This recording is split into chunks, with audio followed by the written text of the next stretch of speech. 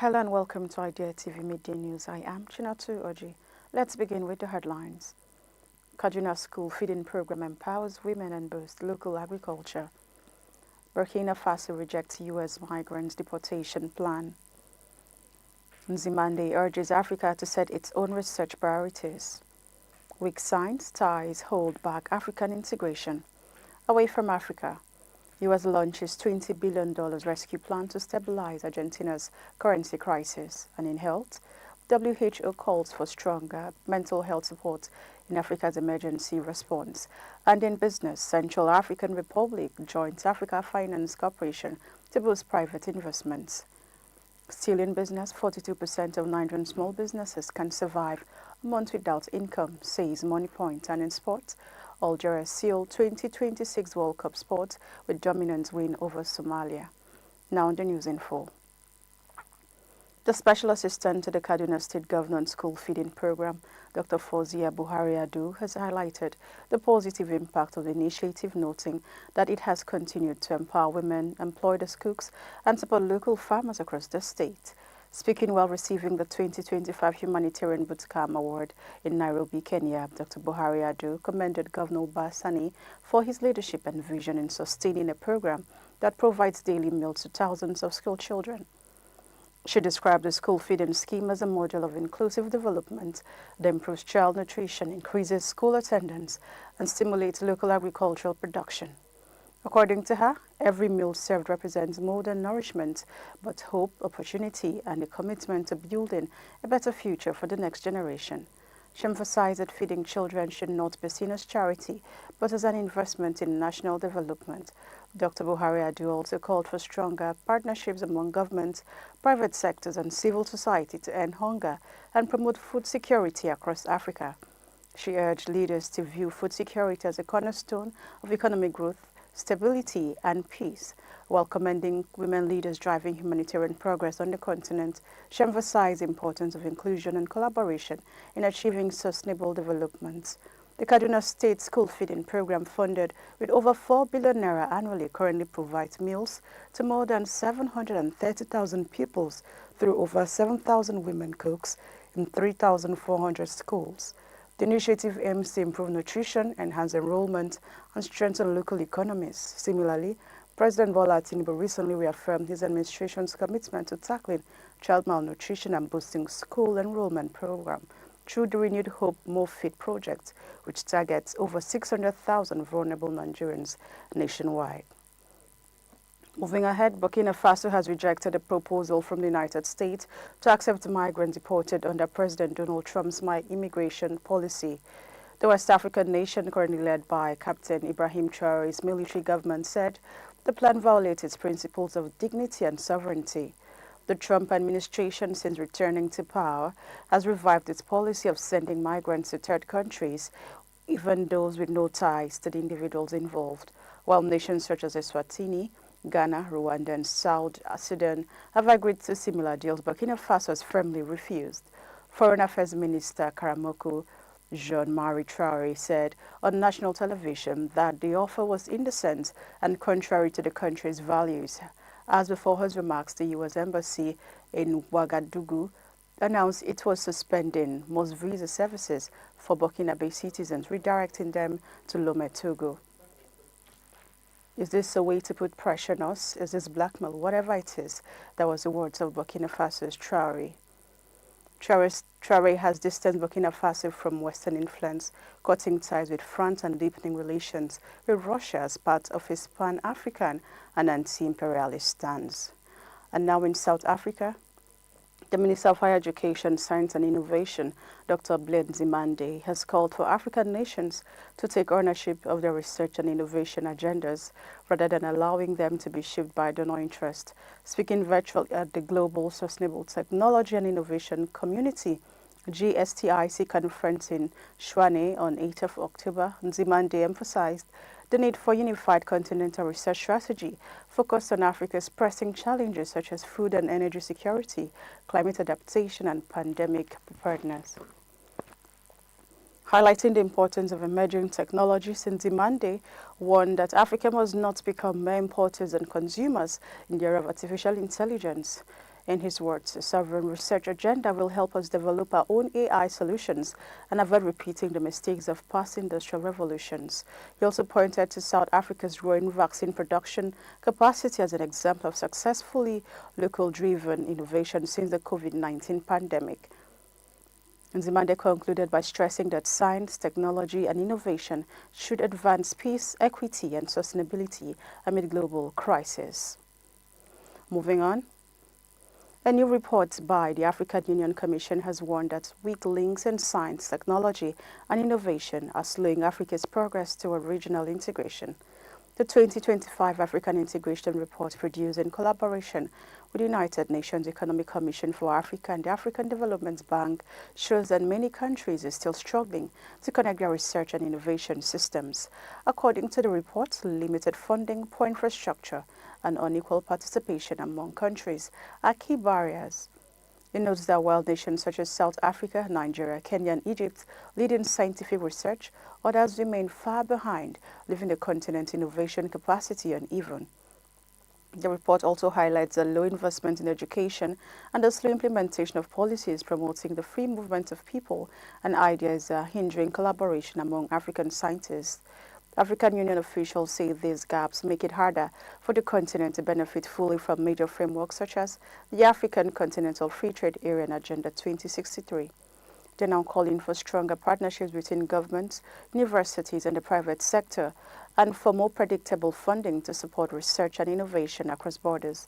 The AU says for Africa to achieve genuine integration and compete globally, it must strengthen its own scientific and technological foundations.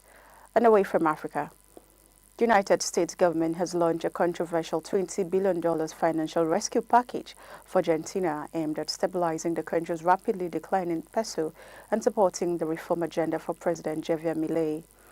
Treasury Secretary Scott Bessent announced that the U.S. had purchased Argentine pesos as part of a currency swap deal, describing the move as an exceptional measure to prevent further economic collapse. The announcement briefly boosted the peso and Argentine debt, but also reignited domestic criticism over the Trump administration's decision to provide international financial support amid spending cuts at home. Argentina has been battling severe economic instability ahead of its October 26 midterm elections. The peso has plunged in value, and investors have been selling off Argentine assets amid doubt about Milei's austerity-driven economic reforms. His government's attempts to stabilize the situation have depleted foreign reserves just months before major debt repayments are due. Despite domestic backlash over rising hardship, Milei's fiscal policies, marked by deregulation and sharp spending cuts, have earned praise from the International Monetary Fund and global investors for helping to curb inflation. Bessent, a former currency trader known for his role in the 1992 Black Wednesday financial crisis, defended the U.S. move as strategically vital.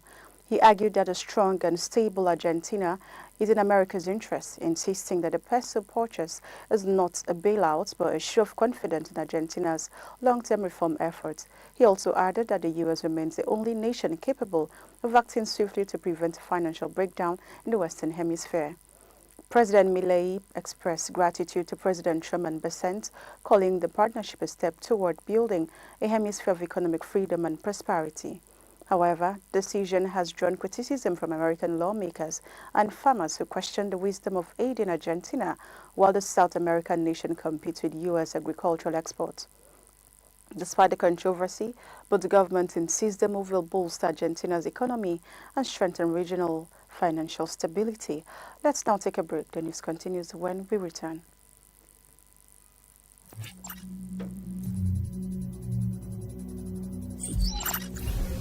Quantum computing.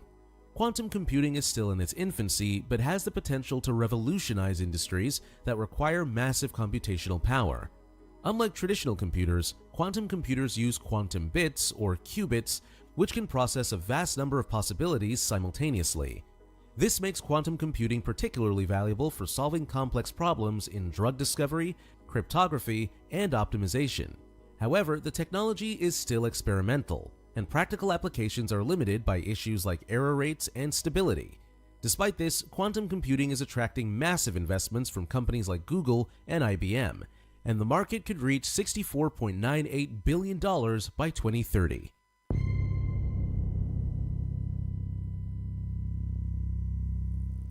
Welcome back. If you're just joining us, this is still IGA TV Midday News. Now, the rest of the stories. In health, the World Health Organization, WHO, has called for urgent action to strengthen mental health systems across Africa, warning that mental health and psychosocial support remain inadequately integrated into emergency preparedness and response.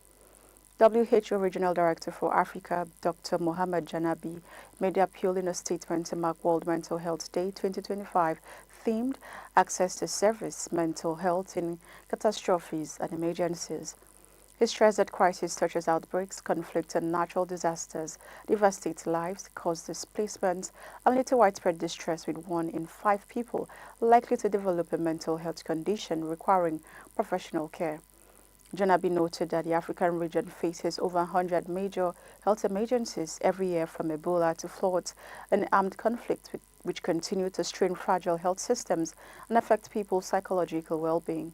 He recalled that in May 2024, the World Health Assembly adopted the landmark resolution to fully integrate mental health and psychosocial support (MHPSS) into global preparedness, response, and recovery plans. According to him, WHO aims for 80% of African countries to have strong MHPSS systems by 2030. Although only 10 countries currently have dedicated mental health budgets, with regional spending still below 50 cents per person. To bridge this gap, WHO has urged 9 African governments to commit greater resources, establish multi-sectoral coordination mechanisms, train emergency responders in psychological first aid, and expand community-based services. Janabi emphasized that mental health care should not be viewed as a luxury, but as a critical lifeline in times of crisis. He therefore called for stronger systems, greater investment, and collective action to ensure support is available when most needed. In Nigeria, the Federal Ministry of Health National Mental Health Program Coordinator Dr. Tunde Ojo disclosed that the government has set up a national task force on the decriminalization of attempted suicide and integrated mental health services into existing health programs, including HIV and neglected tropical diseases. He added that 27 of Nigeria's 36 states, along with the Federal Capital Territory, have now established mental health units within their public health departments, a key step toward better coordination and nationwide mental health reform. And now in business, the Central African Republic, CAR, has officially joined the Africa Finance Corporation, AFC, becoming the 46th member of the Pan-African Institution focused on infrastructure development and financing. This move is expected to unblock innovative funding mechanisms and attract private sector investment to drive growth in key sectors such as energy, transport, and natural resources. By joining the AFC, CAR will gain access to the corporation's financial, technical, and strategic expertise, supporting the government's effort to accelerate its national development agenda. Finance Minister Hervé Ndoba described the decision as a milestone for the country's economic transformation. He said joining the African Finance Corporation opens a new chapter in the Central African Republic path to development. The corporation's expertise in mining and renewable energy aligns perfectly with national priorities, and according to him, is proud to share its vision of infrastructure-led industrial growth. He said it's rich in diamonds, gold, and timber. The Central African Republic possesses the vast natural resources but continues to face challenges in turning that wealth into inclusive and sustainable growth. Through the AFC partnership, the government hopes to strengthen its industrial base, improve infrastructure, and create jobs that will diversify the economy. AFC President and CEO Samaila Zubeiru emphasized the country's strong potential, noting that the Central African Republic is one of Africa's most resource-rich nations. In his words, he said there will be job creation and regional integration.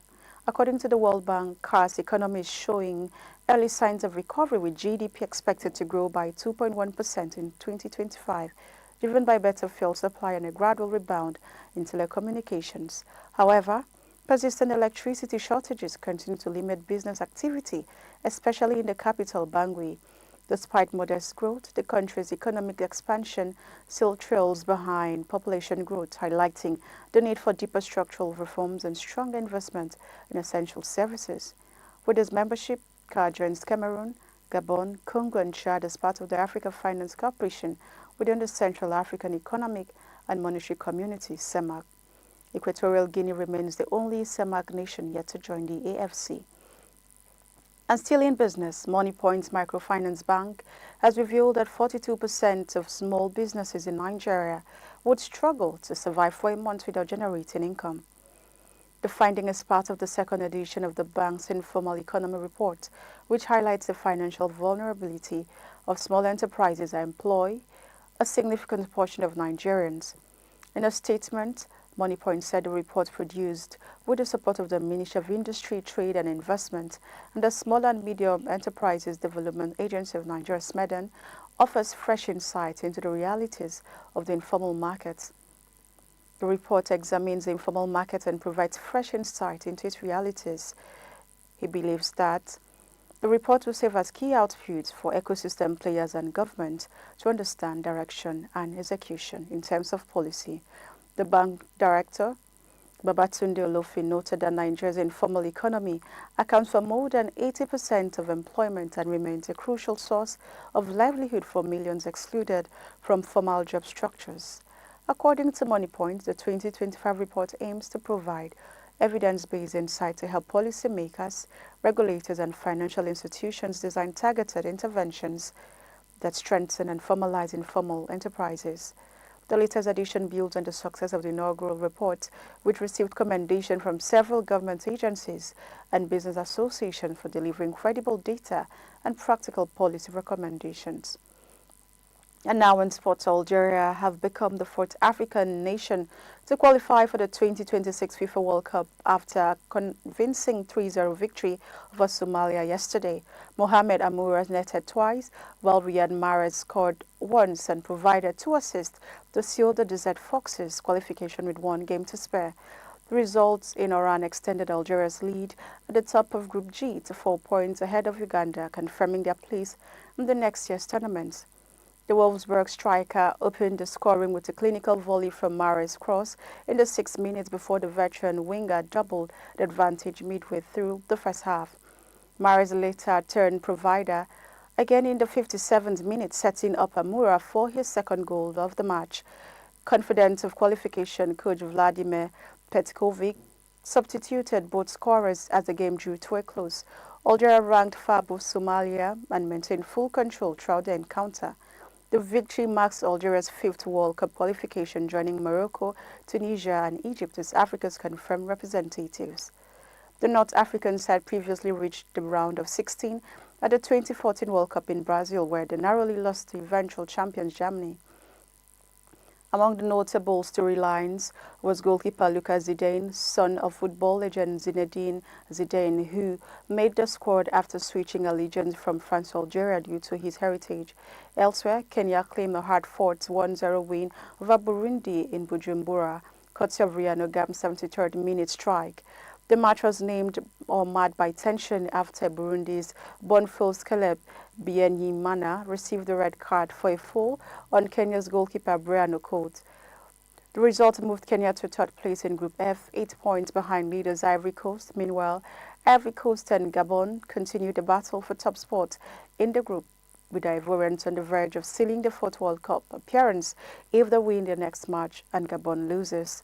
And that's all we have for you on Idea TV Midday News. But before we go, here's a quick recap of the headlines. We brought you news that KADUNA's school feeding program would boost local agriculture. We also told you that Burkina Faso rejects U.S. migrant deportation plan. You heard that NZIMANDE urges Africa to set its own research priorities. You also heard that weak science ties hold back African integration. And away from Africa, U.S. launches $20 billion rescue plan to stabilize Argentina's currency crisis. And in health, WHO calls for stronger mental health support in Africa's emergency response. In business, Central African Republic joins Africa Finance Corporation to boost private investments. 42% of Nigerian small businesses can survive a month without income, says MONIEPOINT. And in sports, Algeria sealed 2026 World Cup sport with dominant win over Somalia. Do not forget to follow us across our different social media platforms at Idea TV. I am Chinatu Oji. Enjoy the rest of your day.